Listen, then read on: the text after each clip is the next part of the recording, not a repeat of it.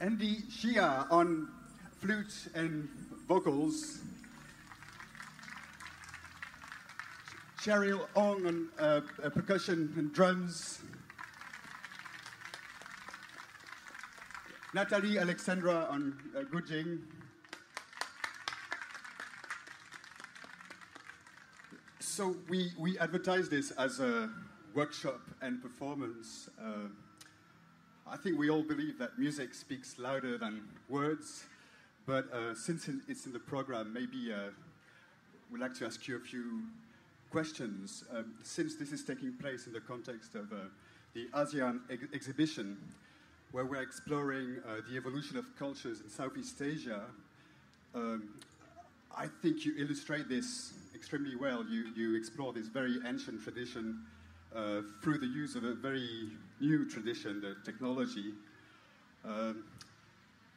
So I was wondering if you could maybe speak to all those people in the dark. There are actually people there if you look carefully, and tell us what's happening in your heads when you develop those soundscapes you've just performed. There's a mic. Hello, everybody. Sawadee Krap. Yeah, once again, we are Sarah. And just to introduce you a little bit more to our music, basically our music, we are all from Singapore, and we come from a background where we are all trained in Chinese instruments, traditional Chinese instruments, and that has been our background. We started playing since young in Chinese orchestras. So what we have been doing with Sarah is that we have been experimenting more with from our instruments and expanding on the roots of what we do. With ASEAN and traditional ethnic music and ethnic arts within ASEAN, we are all facing a common problem, which is that a lot of the art forms are starting to die out, and these art forms are starting to be replaced by something else. And so it's the same pretty much for us in Singapore, is that these arts have been going, in a downhill in terms of audience outreach. So what we have been doing is to take our traditional instruments and apply it to our current lives, what we ourselves want to listen to, what we ourselves hope to hear, from ethnic arts, ethnic music. And at the same time, all of us have been exposed quite a bit to other forms of ethnic music and cultures from young, because in Singapore it's a very wide, diverse kind of culture that we have there. So we are from the Chinese community, and we have friends from the Malay and the Indian community, and these are things that we grew up listening to, and at the same time we explore cultural exchanges when we play together. So from there, I think Natalie, you want to put in some words? Hi everyone. Hello. Thanks for coming. It's been a trying day for us. What was the question?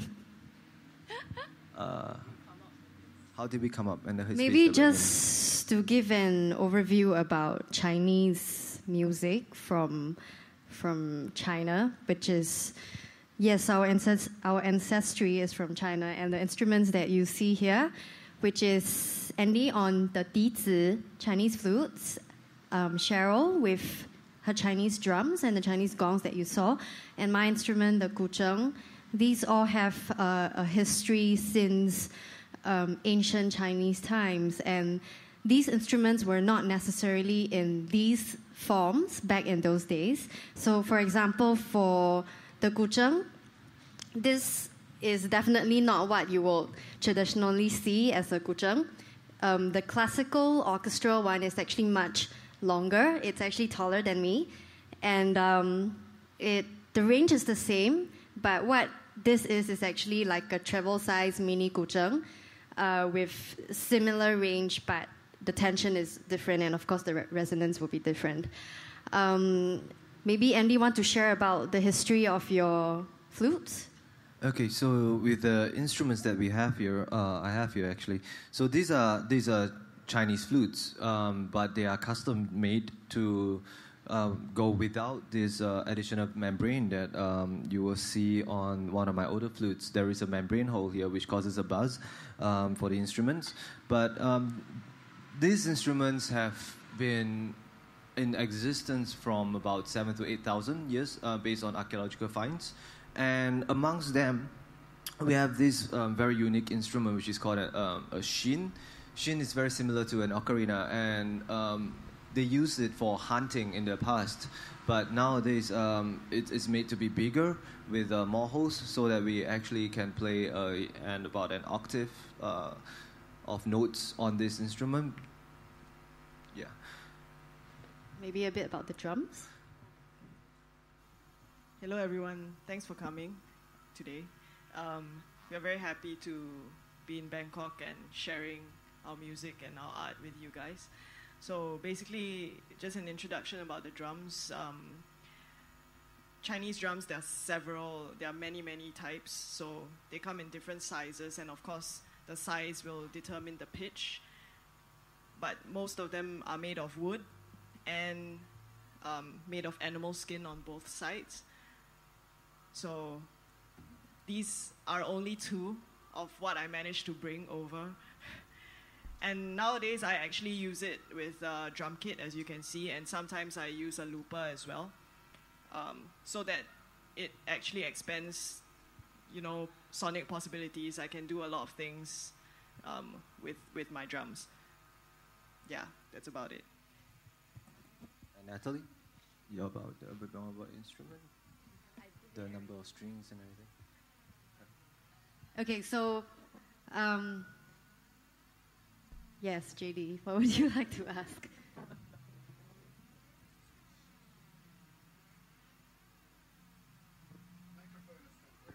JD's microphone. We would love to see the audience actually. Are there no lights that's going to shine on the audience? Yeah, because it's really glaring on the stage and I can barely see myself actually. Yeah, it's quite difficult to speak to invisible people. But I think there was another part to my first question, which was mixing the old with the new, or helping the old evolve or survive through the use of technology. So maybe if you could quickly, concisely comment on how you implement this technology and how it's helping you develop that fresh sound. Okay, so maybe we can put it in context first, because the Chinese instruments didn't used to be for us like that, playing in a museum to an audience like you. So back in the early days, the instruments were typically not put together in an ensemble. So for the kucheng, it was largely used for court music or literati music, music for maybe in the Thai context for the royal family and the philosophers and the educated ones.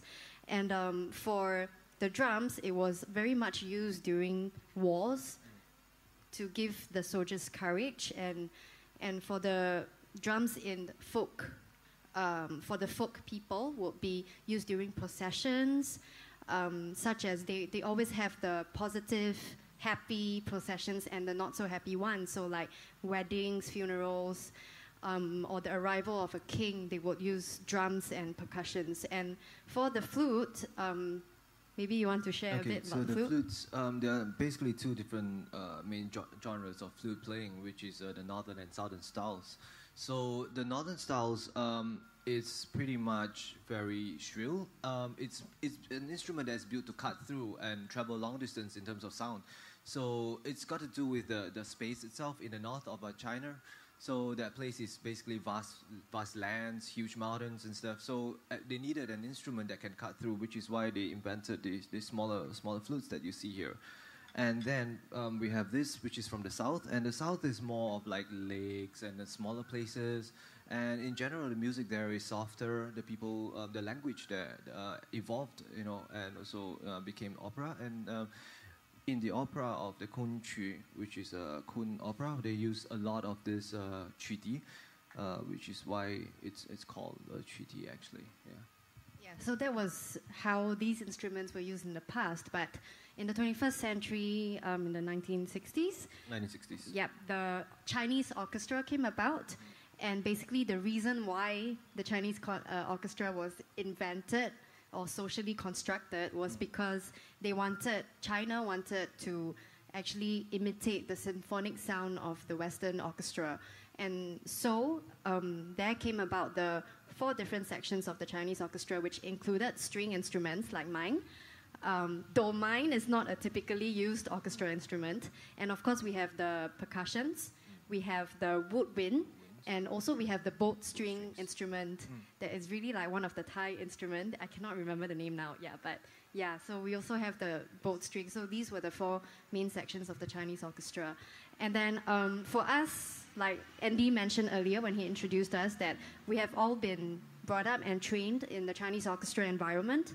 And as we grew up and we went overseas, came back, thought about ourselves as Chinese musicians in Singapore, our identity as Chinese in Singapore, and the whole Singaporean identity, we kind of felt like, playing in an orchestra whereby someone is conducting you and you're just learning pieces, composed pieces, rather mechanically. And we felt like we needed to break free out of that. We wanted to experiment and explore a sound using our instruments, acknowledging our Chinese roots, but creating a sound that actually is relevant to us. Because a lot of the Chinese orchestra pieces that were composed perhaps talked a lot about maybe the scenery in China or a particular situation in China, but having been growing up in Singapore, I guess we have come from a very different environment and our experiences are very different. So it's a bit hard to relate to that. And we felt like, we really need to find something that was us. You want to elaborate? Oh, yeah. And as Natalie mentioned just now, most of the pieces are actually written based on like situations, so scenic places, which in Singapore we don't have because we live in a city. So it's a very different kind of situation, like the landscape that we have, that we grew up with.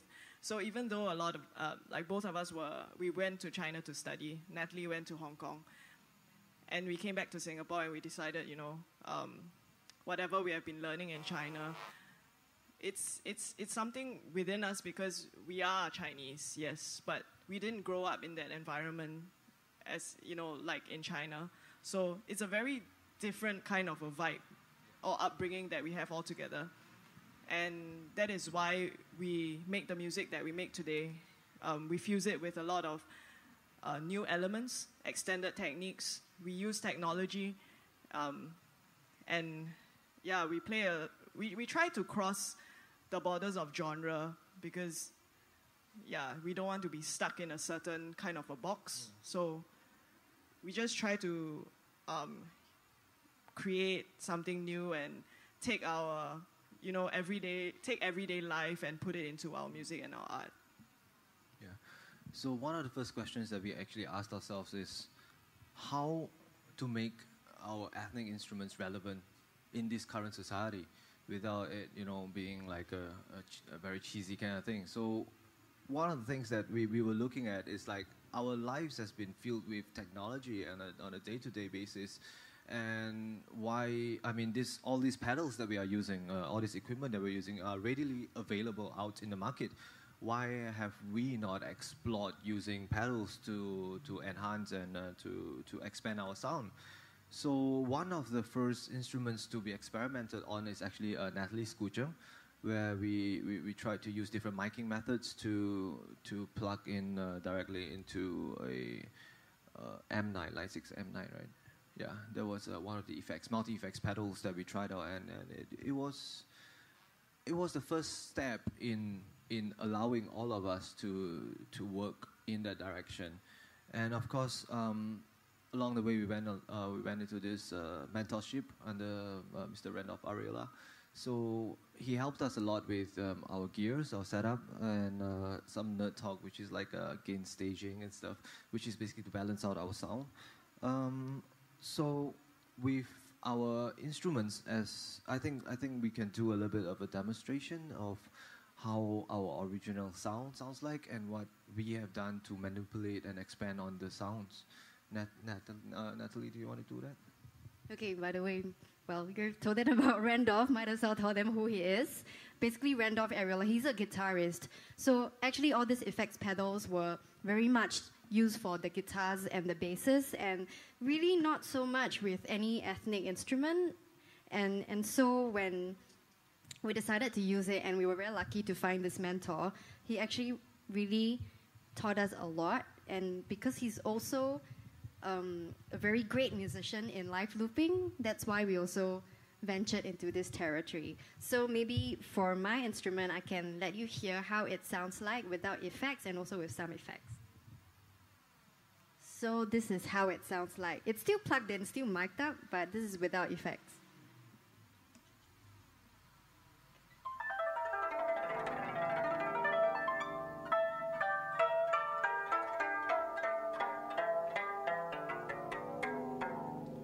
So let's hear it with effects.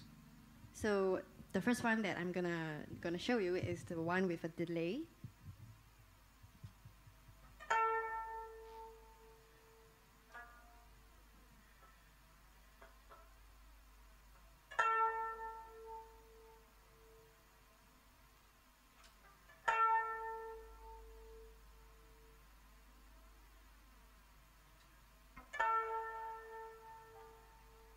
I don't know whether you guys are hearing it actually. Do you want me to use mine? Okay, let me try. I'm not sure. I think the delay didn't actually come out to you guys. The system, yeah. Gene is still on, right? Okay, maybe something to do with the pitch.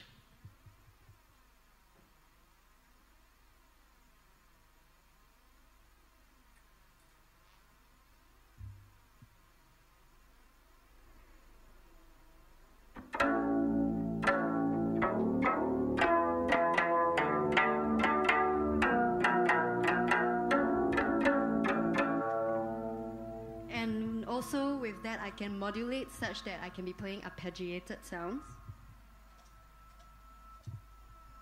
Which is, I think you will notice this from one of the earlier pieces.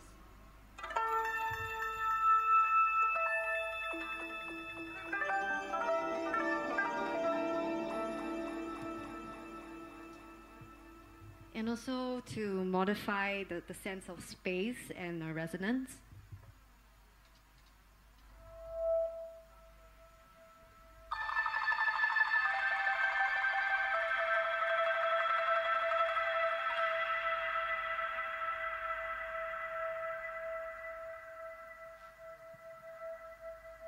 And also, looping. You probably might recognize this, which I haven't deleted.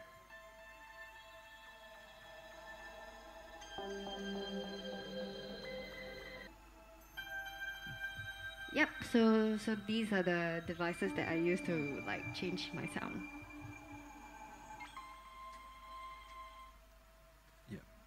So I employ similar effect pedals with Natalie, and mine is usually more analog. So these are the sounds that of the original flute, and with I'm going to show you without any effects on, and I'll show you with effects on.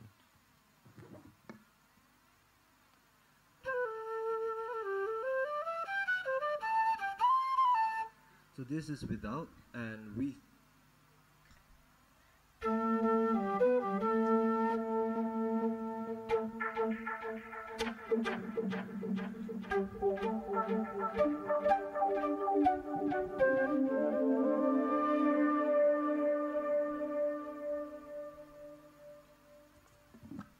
Yep. So with the effect pedals that we have brought in, at the same time, we also wanted to look at how we can manipulate sound and expand on our traditional techniques that we have been using. So that led us into the realm of using extended techniques, which is basically things that we don't usually play in traditional setting. So like for just now, you saw Natalie using lots of gadgets like bowls and mallets to hit her instruments. Those are considered extended techniques. Do you want to show them again? Okay, the use of the bow actually isn't new for ethnic zithers. The Koreans, Zheng zither, that is one of the Zhengs of the Kayagam family, actually uses a bow and a plectrum to do it. And so there's been many variations in the whole of Asia with regards to these instruments. And I take my references actually from all over, looking at the zithers that actually exist in the world. So this is how the bow sounds like on the guzheng.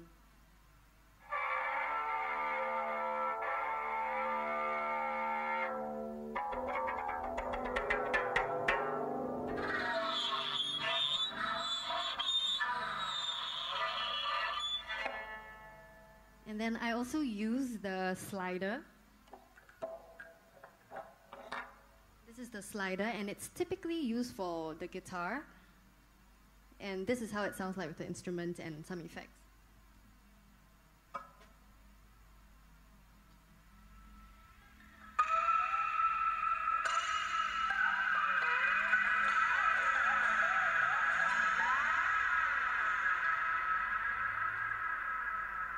And also, tuning has always been a problem for the guzheng because it's only tuned in one tonality, so one key at one time. And this is actually the tuning thing. This is not a peg. This is the tuning key, yes. Tuning key for the instrument. And so what I did earlier in the show for the last segment was that actually instead of making the key a limitation for myself, I've decided to explore using this tuning key to be part of the show. So you would have seen me knocking on it.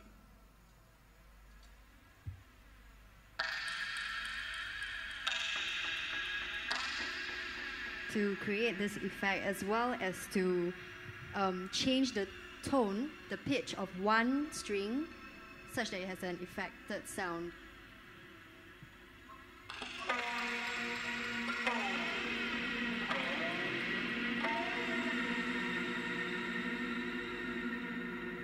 Yep, so these are some of the extended techniques for the guzheng. Cheryl? Okay, for mine, traditionally the drums only has two sounds. So, you know, in the drumming language, especially in Asia, we always use phonetics. So it's a very common thing. So traditionally, Chinese drums only produce two tones. One is the tong, which is the sound that you get when you hit in the middle of the drum. And the second one is the ta, which you get when you hit the side of the drum. So traditionally, only two tones, tong and ta. And throughout the years, because of repertoire and people have started exploring with different types of sounds, we have come up with several extended techniques. For example, muting. So you can change the pitch of the drum because it has no... Technically, a drum doesn't really have pitch, but you can change it.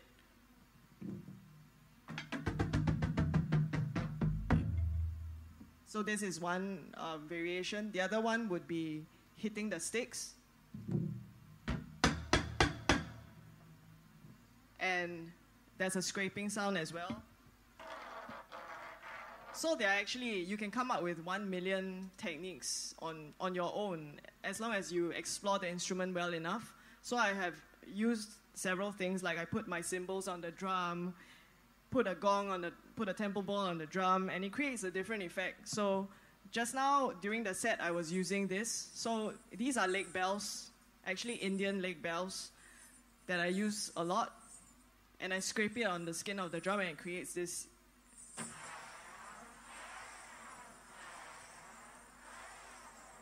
So basically, our instruments are just a tool for us to get what we want in our heads. So we think of a sound, come up with a concept in our minds, and then we use our instruments because we are familiar with them, and we try to explore, the ways and the different techniques, whether it's the use of technology or other things, to get the sound that we want in our minds. And of course, I have a lot more stuff, but this is a travel-friendly kind of travel-friendly, sized-down kind of instrumentation. So I have Chinese cymbals, which I used just now as well. So this one traditionally is only one sound, which is the open tone.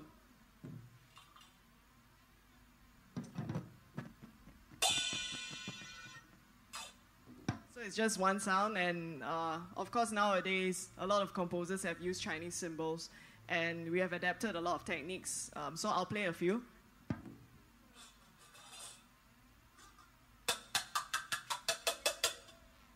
This is muting the cymbal, and then you can scrape it.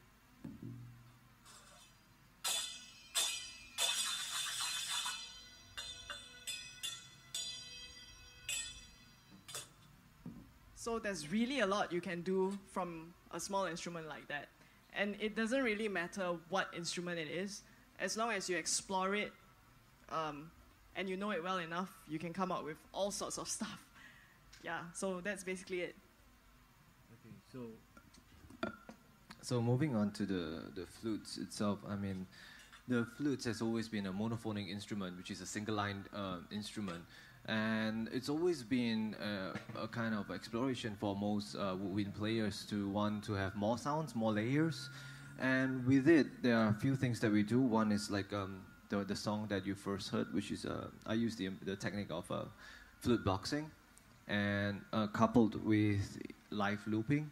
So live looping is a genre, and basically what we do is to use a looper, and we loop on the spot. Nothing is pre-recorded. Everything is done on the spot. So basically this is flute boxing. So with that, we add on with a looper.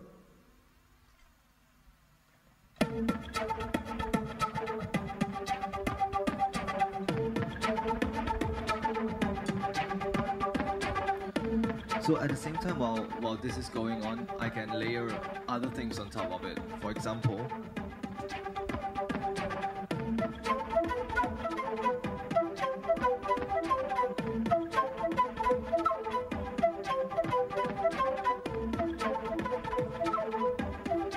so this is the second layer that is being created, and from that I can basically go anywhere I want with this, be it a soloing over this or just vamping on this.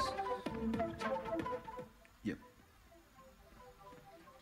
So culturally, this is really something that, for us in Singapore, or rather for us as a SA as a band, that we are exploring. We're trying to find new ways, just to perform and to work with our instruments. So JD, you want to? Yes. Well, thank you very much for this very clear and colorful illustration of your musical world. What I like about what you do is I think we're trying to comment through this exhibition about the fact that we live in a world that's full of incredible sounds and really interesting sonorities are found everywhere in this part of the world. But the mainstream seems to be dominated by much less interesting sounds, like things like guitars and basses. And I think you demonstrate the fact that you can take those really interesting instruments and do something totally fresh with them really well. So I think you must be getting a little bit tired. You've been waiting in the heat for many hours, but I think it would be probably a good thing to pass the microphone to anybody who would like to ask a question to those wonderful people on stage. So if there are any questions out there, please raise your hand and we'll come to you.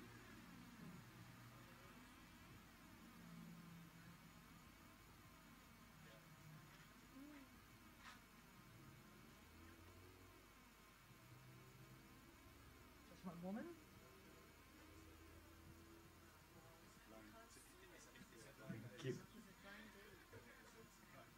have a question for Ajahn JD. How did you get to know these people? You're amazing. I was listening. I was listening, and I heard. Yes, that's the answer.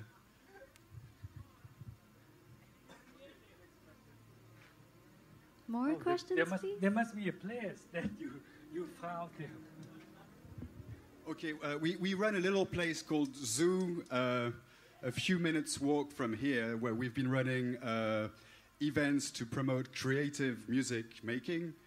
And through that venue, I met many wonderful people. This part of the world is full of very creative musicians, and a lot of them walked through our walls, through the door, and played within our walls. And Sa was one of the outfit that we were very delighted to work with. Okay, maybe we can move to a more Sa-specific question. But the first answer was the right answer. If you listen, you will find, you will meet people, you will find the music. Yeah, it's really through listening. Sawadee krap and Niao Ma and hi, and thank you a lot for your show. I was wondering if you, apart from the musician, the mentor, yeah, I'm in the dark. I'm here, really. Can you see me? I'm not recording myself. I'm not a loop.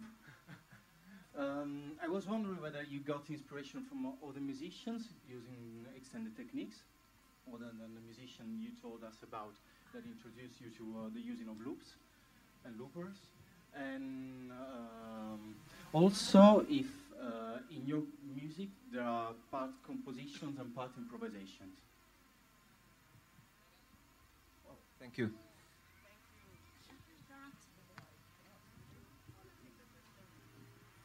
Okay, so yeah, basically for extended techniques, I mean, this is something that has always been explored since John Cage, Stockhausen, and they've always been exploring, different techniques and ways, because I mean, culturally and musically, we have reached a point whereby what is the next step is a question that has happened in the Western world.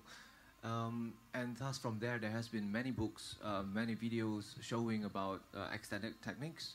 And I would say a lot of the techniques that we are using is all adapted. I wouldn't say it's like entirely new, right? Yeah.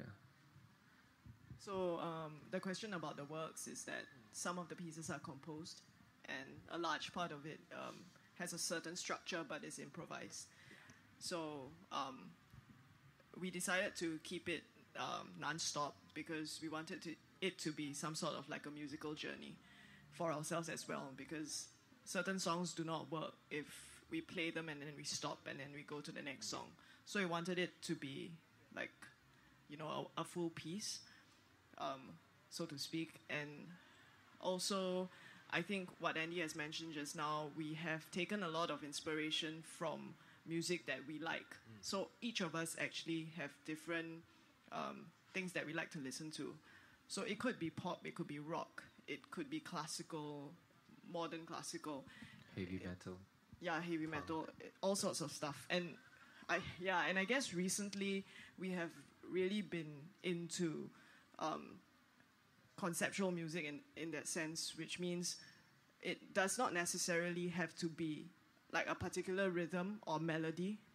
It could just be noise. It could just be a line, a single note, but it sort of says what we want to tell the audience.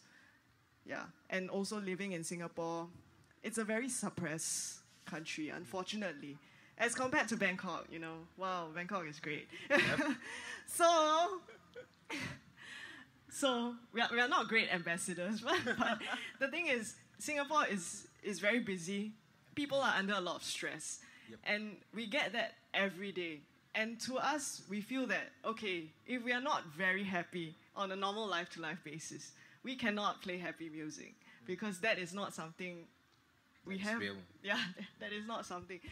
So recently, the music has started to get loud, noisy maybe. A lot of cymbals, a lot of bowing and stuff like that. And it sort of allows us to vent sort of in a way, you know, our frustrations with everyday life. So that is basically what our music is about. Yeah. And also we draw inspiration from events that has happened in Singapore, things that especially calls out to us. Like for example, one of the pieces that you heard just now was inspired actually by this racial riot that happened, you know, just within this last few years. And well, for Singapore, riots is a very rare thing. The last time it happened was in the 70s or 60s, yeah, somewhere there. And so it was about the Indian community, and it was quite a big thing in Singapore. And at that point in time, we were like, yeah, you know, finally someone's saying something, you know, in some ways. But of course, I mean, riot is never a great thing. But at the same time, we were inspired by that to come up with a piece, which has Indian influences. And at the same time, what we wanted to express through the piece itself is basically that, you know, yeah, shit might happen, you know, things might go down. But at the end of the day, there's always, you know, that the one spark that could just be so beautiful, you know, and there's always hope. So that is one of the composed pieces that we applied in the set. But I would say most of the times we are looking at a kind of experimentation of sound and a lot of feeling of each other on stage, and a lot of feeling of the space that we're in and the audiences that are there. So that is more of our composition, our current composition methods that we are employing, because we have had this question of like, why are you guys not using scores? You know, why is nothing scored out in that sense? And we're like, yeah, we have some kind of scoring within our heads. It's not that we can't read. It's not that we can't sight read or whatsoever. But there is we feel that there's no need for that restriction, you know, to lock down everything on a piece of paper, because every time the performance is different, every time things change, and we like that change. Yeah, it's pretty much a reflection of life. Any next questions? ภาษาไทยก็ได้นะคะเดี๋ยวจะแปลให้จากนักศึกษาที่มาหรือว่าน้องๆมีไหมคะ Well, okay.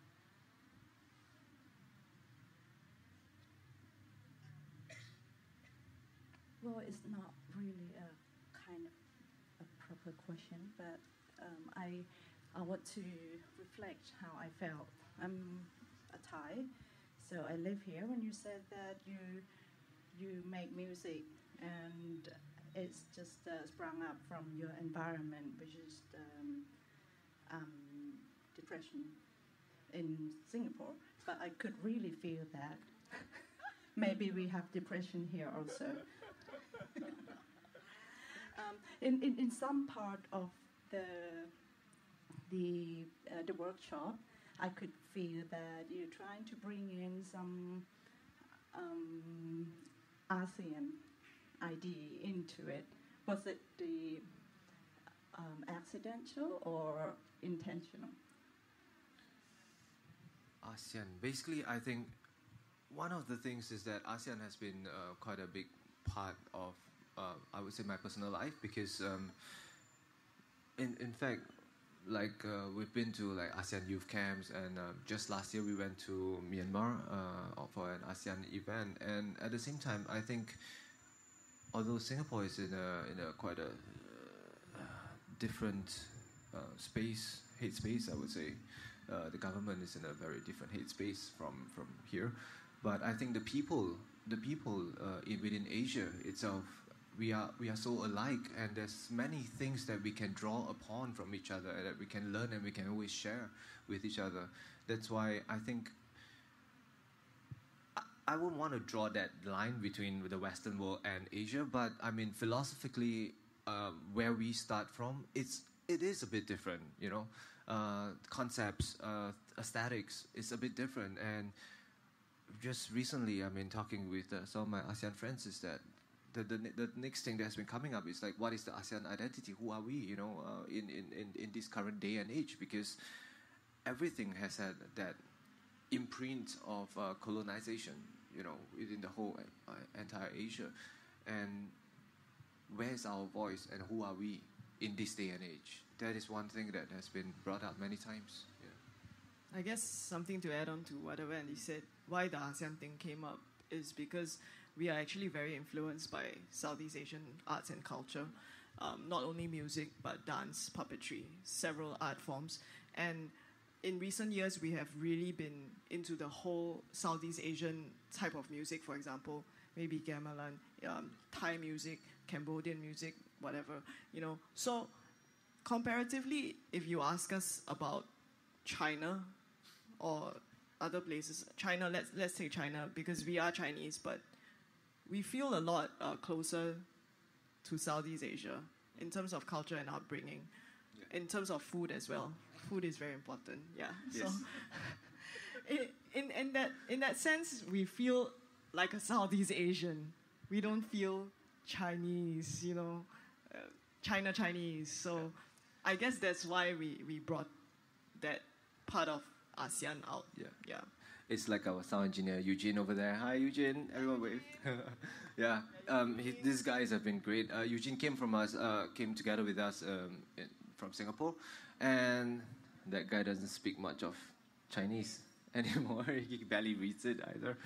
But yeah, I think when we toured China last year, it was pretty much a cultural difference. That we I would say almost like a cultural shock for many of that were on the team, and it was like, whoa, we didn't know that China is like that. I think the two of us, when we went to China in the past, we had that same cultural shock where it's like, what is this? Because I think, but when we travel anywhere within Asia itself, it's so close to home.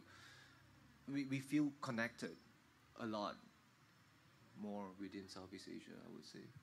I think, actually, we were just having this conversation when we were having coffee earlier, that, we do question because historically it is true that many parts of Southeast Asia was once colonized and the influence from the Western world is very, very high. And I mean, just listen to us. We're Southeast Asian, but we're using English. And, that's our only means to be able to communicate with you now, apart from our mother tongue, which is Chinese, which maybe some of us can't even speak very well in Singapore.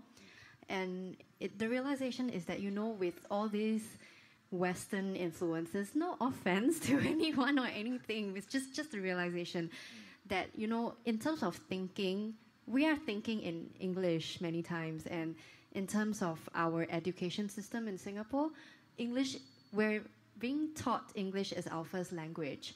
We learn mathematics, science, geography, history, everything in English. And I think in terms of how we think, it is very much akin to a Westerner sometimes rather than a Chinese.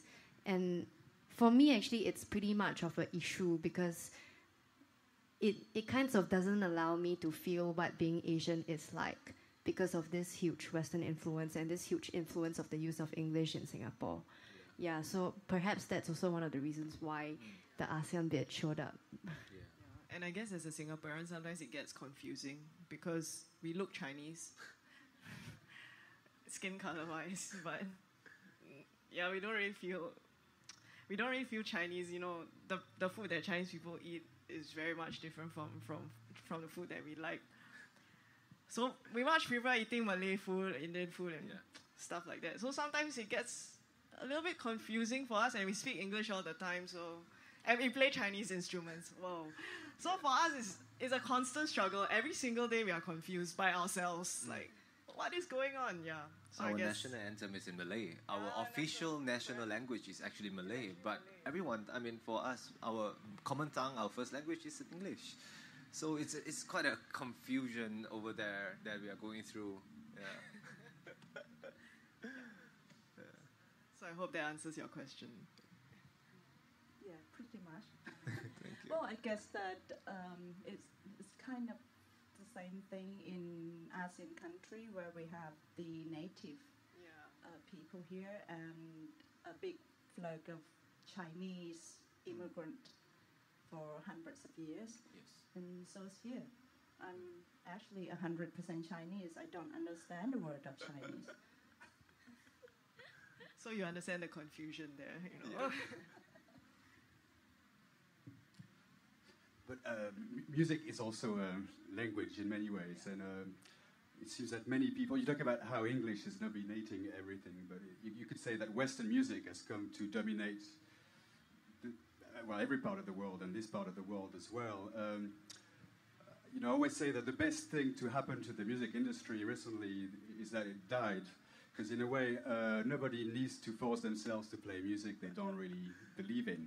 And it seems to me that you are playing music that you really believe in, using instruments, combinations of instruments are quite exciting because they are very unusual. Maybe if we use this as a last question, what would be your utopia or your dream for the future of ASEAN in terms of music making for the future? Because I think you are showing a very interesting direction. Well, I think the first thing that has to happen is a lot of conversations within all the ASEAN countries. To be honest, I mean, most of the ASEAN gatherings that we go to, and it's always like, oh yeah, good to see you, kind of, pretty much that kind of thing. But how much time are we put in the room and get to play music and make music together? I think that is more important, you know. And that conversation doesn't happen even in an ASEAN setting. In the ASEAN meets, it doesn't happen that way. You know, we have some allocated time, but although I would say most of us would rather spend the whole entire day, you know, just locked up in a room, just lock us up in a room, throw away the key, and after that something new will happen. That is ASEAN. So the first step is that, yeah. Well, I'm sure we can arrange that next time. We should. So I think you must be getting maybe a little bit tired now, and so I'd like to thank Andy, Cheryl, and Natalie, as well as Eugene, the fourth official member of SA, for sharing their music with us today. Thank you, and we'd like to thank you. Yeah. We'd also like to thank Siam Museum for bringing us here. It's really important for us to come out and share our music, despite all the challenges that we have to face traveling. And really, thank you very much to the sound and light crew over there. They've been working really hard. Really this hard. tent was not here in the afternoon at 12 noon in the midday sun. These guys were calibrating the sound system, so you have good sound now. And to avoid the possible rain, they carried manually the tentage all the way from the other side here so that they can protect us, the musicians, as well as our instruments. So really thank you to these guys over here. Did I miss anyone? Yes, JD. And of course, yes. Thank you so much, JD. Thank you to all of you who came today. Do have a chat with us if you would like to. We'll be around. Yeah. Thank you. Good night. Talk to us.